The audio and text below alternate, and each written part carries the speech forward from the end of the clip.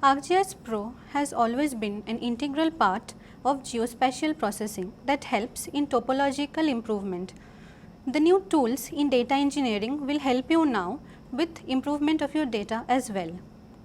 ArcGIS Pro provides a comprehensive suite of geoprocessing and statistical tools that help in data analysis.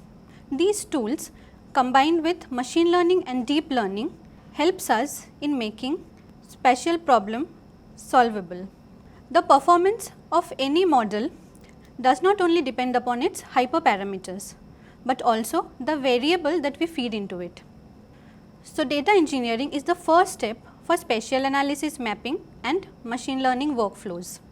The new tools in data engineering of ArcGIS Pro 2.8 combines capabilities like construct, clean, format and integrate to help you get your data ready for analysis.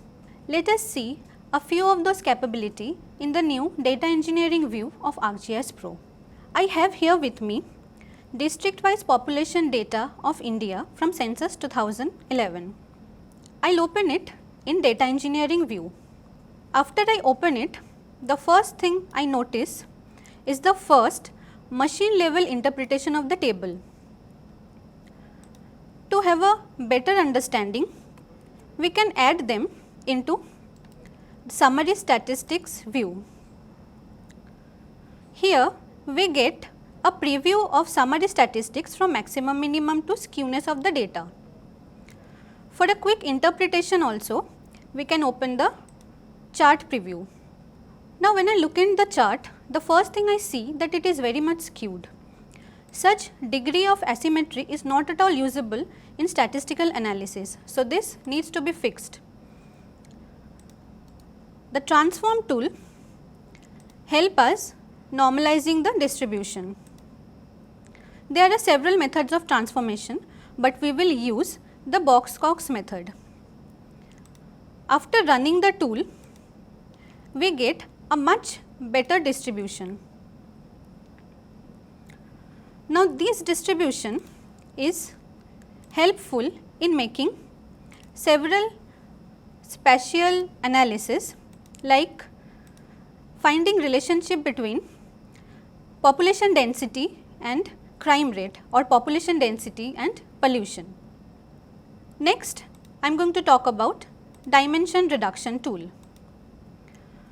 With the increased interest in machine learning, more and more input data are coming into action, which is very challenging when we are trying to make a data model.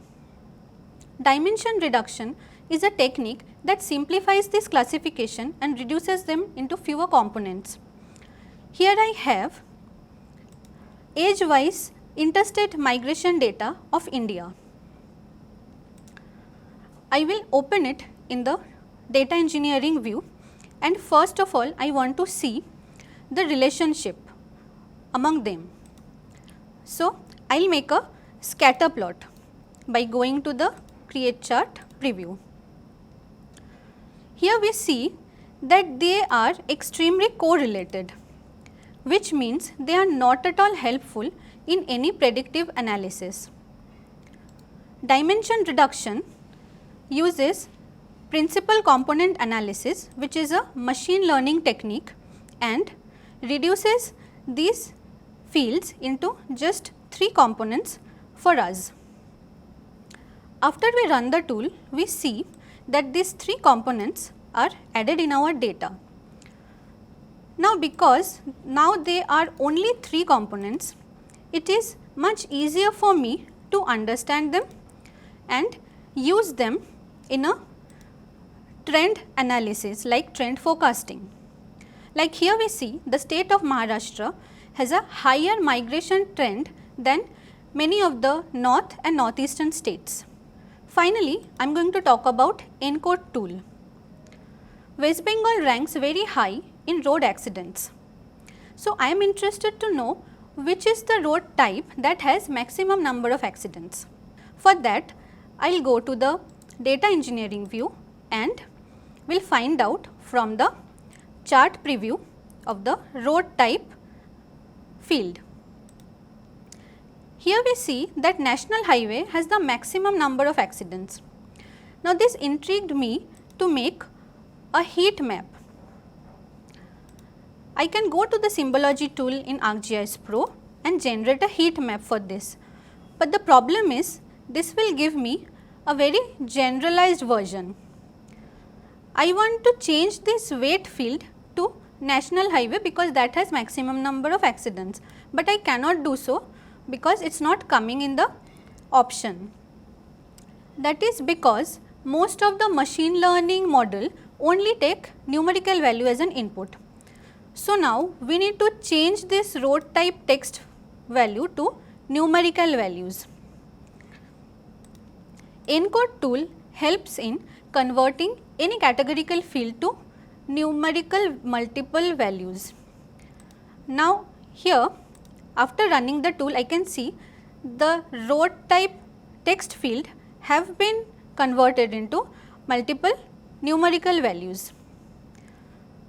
Now again we will go back to the heat map and try to make the national highway accident map. This time I can get national highway as an option. And now I am finally able to generate a heat map that shows number of road accidents in national highway only. With the advancement of spatial analysis and machine learning, data engineering is important now more than ever. These are a few data engineering tools that will help you by cleaning and streamlining your data, simplify your analysis and improving your productivity. Thank you.